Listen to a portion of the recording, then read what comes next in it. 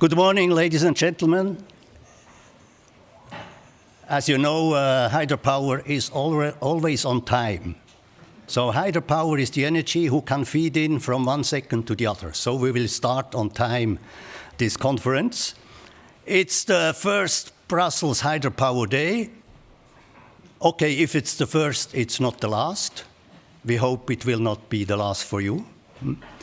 So we, on behalf of the project ETIP Hydropower, we are pleased to welcome you to this Hydropower Day.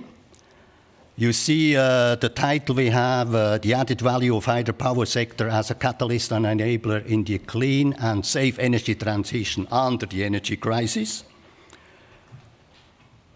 So hydropower was, let's say, the awareness of hydropower, I would say, was a little bit slim over the last years.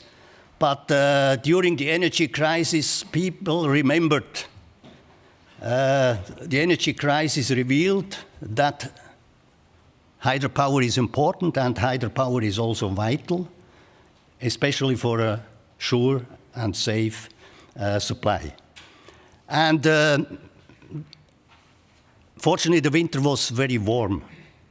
But if the winter would have been cold, certainly storage and pumped storage hydropower would be the most vital to avoid blackout. Hydropower is the last energy in the grid who says on or off, because it's dispatchable, it's reliable.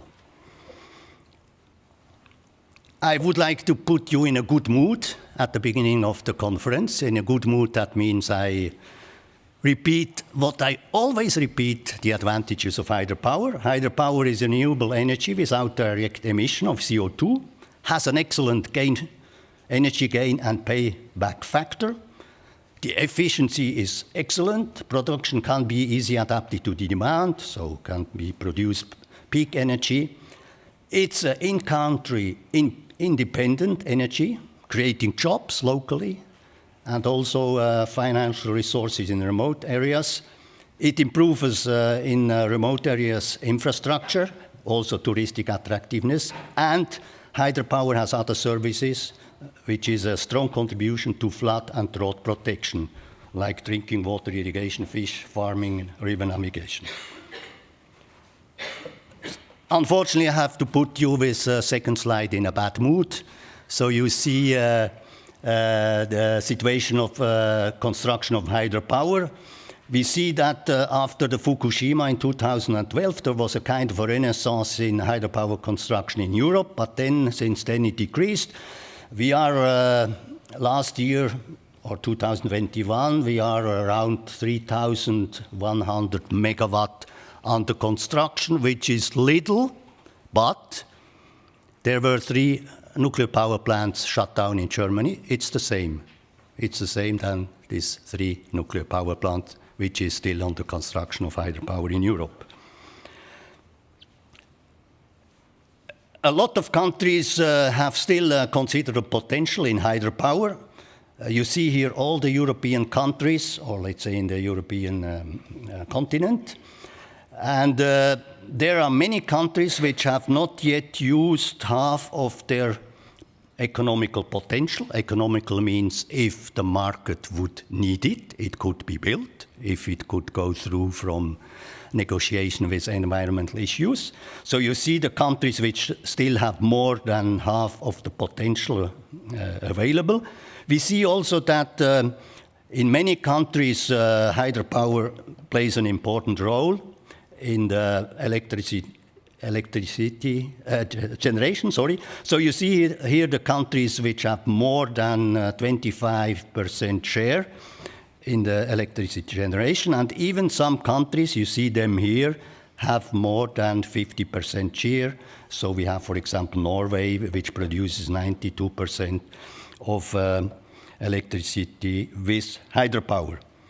So the purpose of this conference, and we are happy that you are all here, You, that means about 70 announced in person here in this room, and we have about 120 online, so we are happy to have you among us. So we will discuss opportunities and barriers affecting hydropower deployment in the framework of the energy transition, within the energy crisis, and the market, as well as regulation conditions. So that's a little bit the purpose of our conference. As I said, the organizer is ETIP Hydropower, which is a follow-up project of the Hydropower Europe Forum.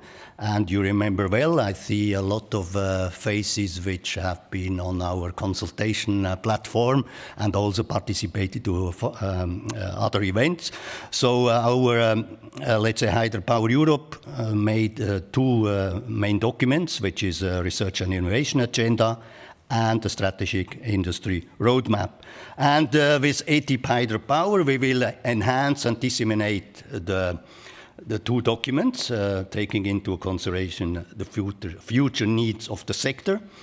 And ETIP Hydropower will also consolidate a strong network, which we have already, into a sustainable organization which should help to unify the voices of hydropower in Europe. So now I give a very, very brief overview on the agenda. So I have then the pleasure to give immediately to Hélène Chraye. So that's the welcome and opening. We have then next keynote speeches. You see them here. Then we will have a session 1, just before the coffee break, and then we will then go to the lunch break. Then start after the lunch break with session 2, also with panel discussions. So we have in all sessions we have panel discussions, and then we will have a session 3. You see. Then finally we will give you some information on the next steps of Hydropower Europe. And finally, we will have conclusions and outlook. So that's in principle what I wanted to say for the introduction. So we wish you really a successful conference with a lot of fruitful discussions, which we will hope will bring forward hydropower in Europe. So I have now the pleasure to invite Hélène Chraye to give some welcome words. She is a Deputy Director of the Directorate Clean Planet, not only Clean Europe, it's Clean Planet. And she is also responsible for the research policy for the energy transition. So we have really the good person here to give a welcome. Please, Hélène.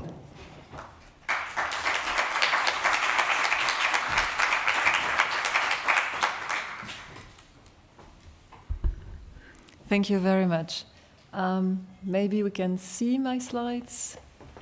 Where do I find them? Like that? Aha, okay, thank you.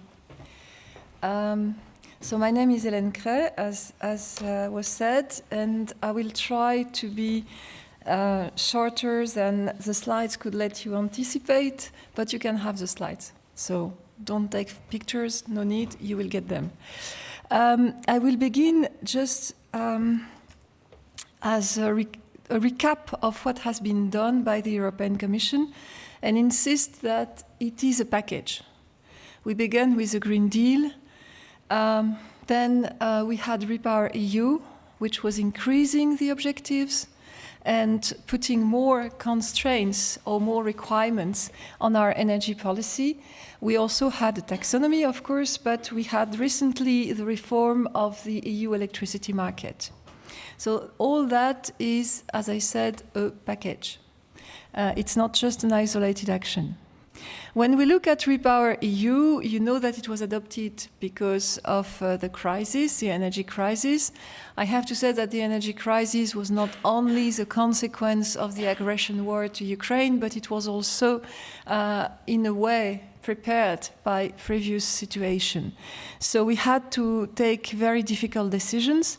And one of the important things in Repower is the massive scaling up of renewable energy in power generation.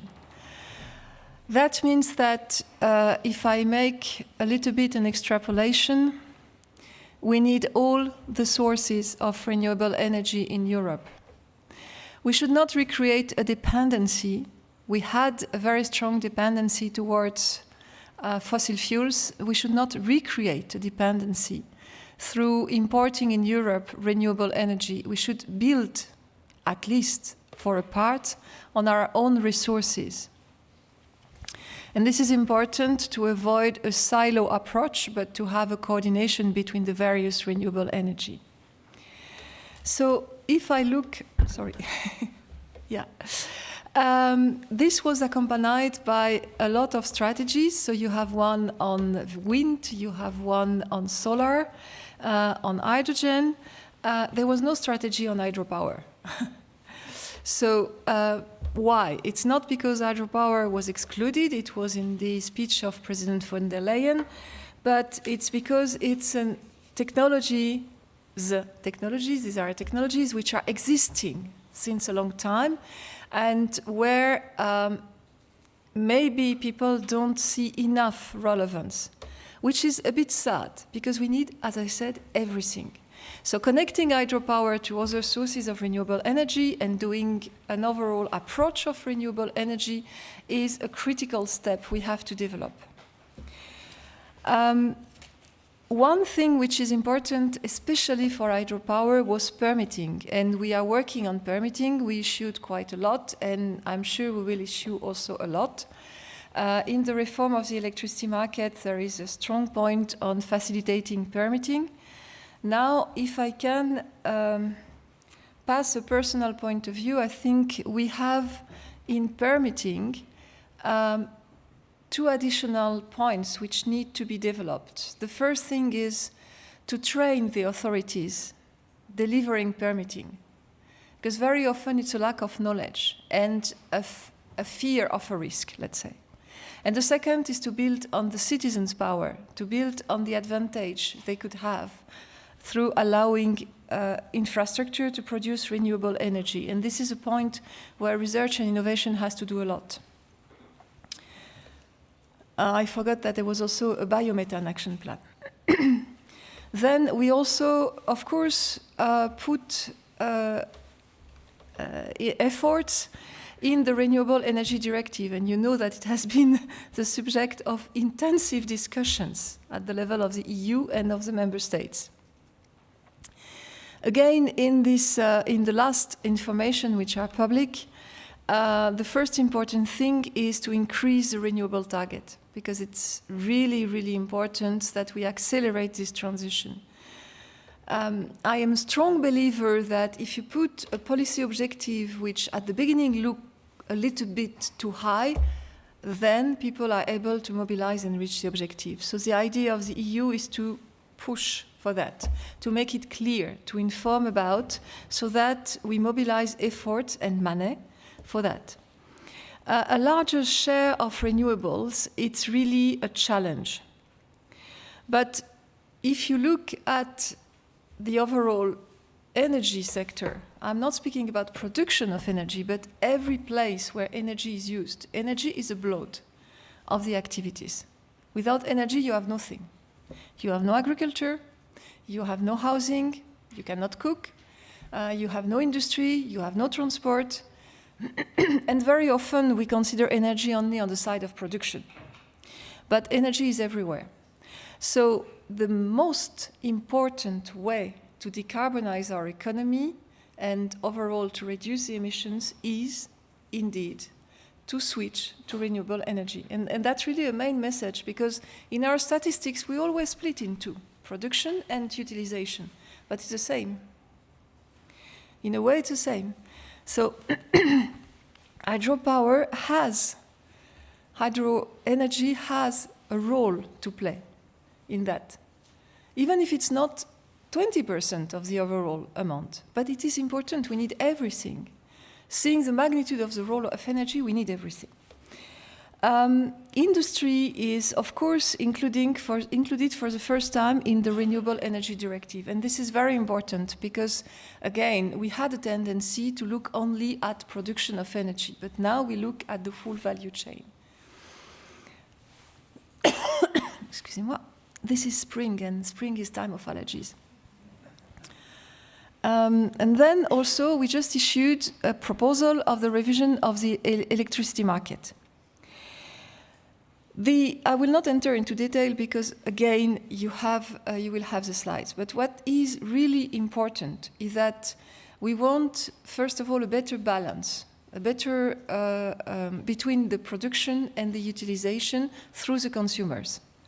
So allowing the consumers to put a pressure on the electricity market so that this market becomes efficient, more efficient, it's very important for us.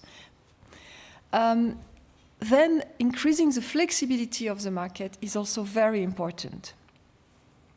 And in the electricity market, of course, we recognize that electricity can come from many sources of renewable energy. If I go now to hydropower, it's a bit a condensed slide, but you see that the role of hydropower is a little bit positive and negative because it exists since quite a long time. So we have hydropower, and one of the challenges is to use hydropower where it is useful. That looks stupid to say, but in fact, we have a strong role in exporting our technologies. So it is a sector where the industry, the Green Deal industry plan could be very important because we have to export. And it's not only for our industries to be efficient or to gain more money. It's also because if we export hydropower, we should export in a way which is respecting our values. And I'm very aware of all the efforts that this sector has made to respect circularity and sustainability. This is very important. There's a lot of efforts, but that also provides with a competitive advantage because sooner or later, all the new projects in the world should follow this approach. The next challenge, as I usually say, it is the resources of the planet, whether it's water, whether it's minerals, whether it is intermediate materials, but this is the coming huge challenge. So working on circularity and sustainability is providing the hydropower industry with a competitive advantage, which will grow. And that's why it's so important that we keep some money for research, because we show that there is still a lot of things to do for hydropower. On the development, you see indeed the role of research in hydropower. And what I find really interesting, you know, when you get old, you have many pairs of glasses. Huh? What is really important, it is on the research articles, and you see, sorry, I was far from the mic, you see the role of the EU. So we are still a leader in that domain, and we should keep this position. We should keep it not only, as I said, for our industries, but we should keep it because what we do in hydropower is respecting our values, meaning reducing the impact on the environment, supporting local populations, and so on. And these are European values. They are mainstreaming what we do for industry. But by chance, they will become more and more an advantage. Developing local systems, helping local populations for development, this is one of our values. Then, in Europe itself, so I've been speaking about export and industry, in Europe itself, the challenges are well known, of course. Refurbishment, because hydropower exists since a long time. And just a parenthesis, when I say Europe, it's globally. Huh? It's not only EU for this time. Also Switzerland, by the way. Thank you. Thank you. But also the connection or the place of hydropower in the overall energy mix. This is very important. As I said, we have to build on each and every source of renewable energy we have in Europe, globally. And sustainability, of course. So what we do in the research and innovation is exactly that. We maintain the research and industry value chains, and we embed hydropower in all our approach on renewable energy, especially, for instance, in the set plan. The contribution of Horizon Europe to Repower EU, they are mainly threefold. I will sum up a little bit. Usually, research and innovation develop technologies, provide evidence for regulators, and pave the way for future challenges. That's more or less the three big functions of research and innovation, at least as we see it. So what we do here is linked to the main objectives in energy, so saving energy and increasing energy efficiency through technologies, but also through providing the right information to regulators, paving the way for the future, so diversifying energy supply, and also accelerating the rollout of renewable energy. And that means that we should better link research and innovation to industry. So sometimes we have good projects which are not developed because when it goes to investment, the projects don't have lead to criteria or results which could be helpful for an investor. So what we are trying now to do is to adjust the research and innovation we do or we launch to deliver results which will be helpful for investors. And that's important because it needs to change a little bit the approach we have. Usually what we ask to a project is to develop excellence. Fine, it's not enough. So we need that a project or a proposal also includes to develop the criteria which will be used by the Innovation Fund or by a private investor. And this is building a value chain from research to implementation. And I guess you will see that coming more and more in our work program, and we are paving the way also for national programs to do so. In your Horizon Europe, the Cluster 5, of course, you have here the list of projects, so I will not enter into detail, but you can see just shortly that it goes a little bit across all the current issues for hydropower. And then I would like to say a few words about the set plan. The set plan is Sleeping Beauty, as my directors say. It's a wonderful tool which is a little bit sleeping, which is not very well known. So we want to revamp it because it is, first, the research and innovation pillar of the Energy Union, and second, it is a cooperation between member states and associated countries on one hand, and the EU on the other hand. So it has a power of influencing which is enormous, a power of leading, but sometimes it's a bit ignored. Do you know that, for instance, what we do in our research working program is in many cases, in a lot of cases, influenced by the result of the groups of the set plan, but it does not appear. So developing the set plan part on hydropower is very important, and we will publish soon a revamping of the set plan which will give it more power and more visibility. And hydropower is in the set plan, but it may use even more the set plan, especially in the revamp. So in a conclusion now, apart from thank you for your attention, of course, I would like to insist on an additional point, or let's say a vision. The first one is we should stop working by silo. I'm not a native English speaker.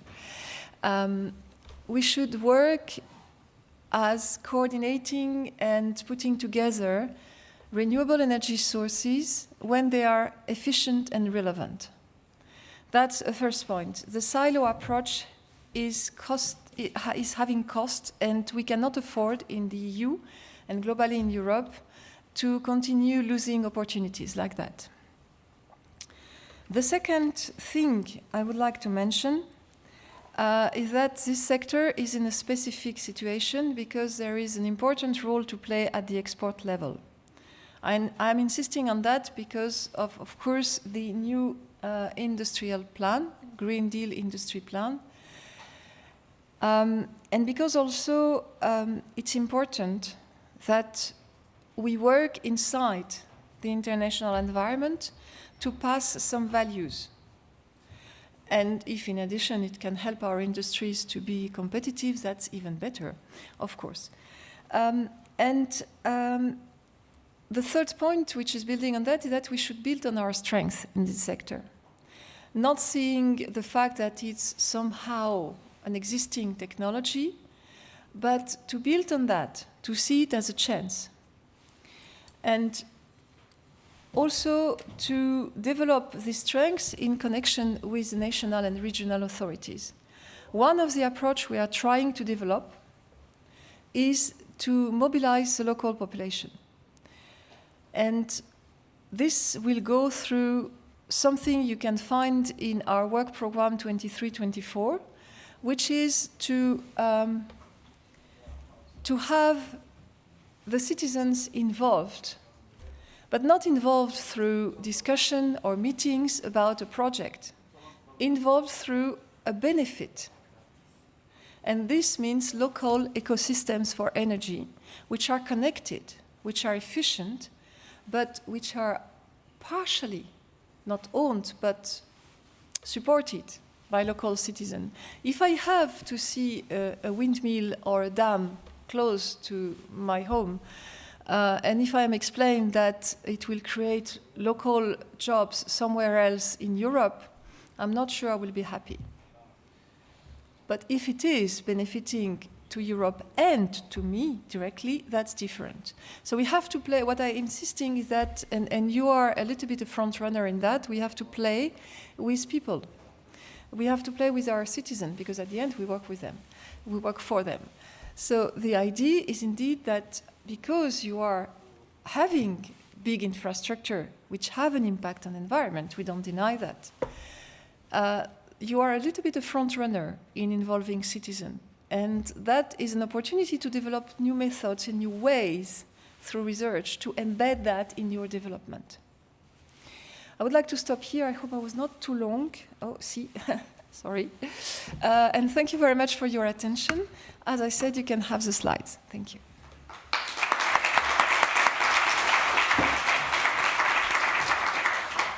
Thank you very much. Thank you. Thank you very much. Thank you very much, Hélène. So that gives us a lot of hope. Respectively, we see that in this integrated energy system, hydropower is an important part of all renewables. And I have learned another advantage of hydropower, which I have to add in the slide. Hydropower industry is still very present in Europe and is probably the only renewable which has the full, let's say, chain in Europe, including design and also industrial construction. So thank you very much, Hélène. So we have a very good guidance for the follow-up of our ETIP and also a very good input for this first hydropower day in Brussels. Thank you very much, Hélène.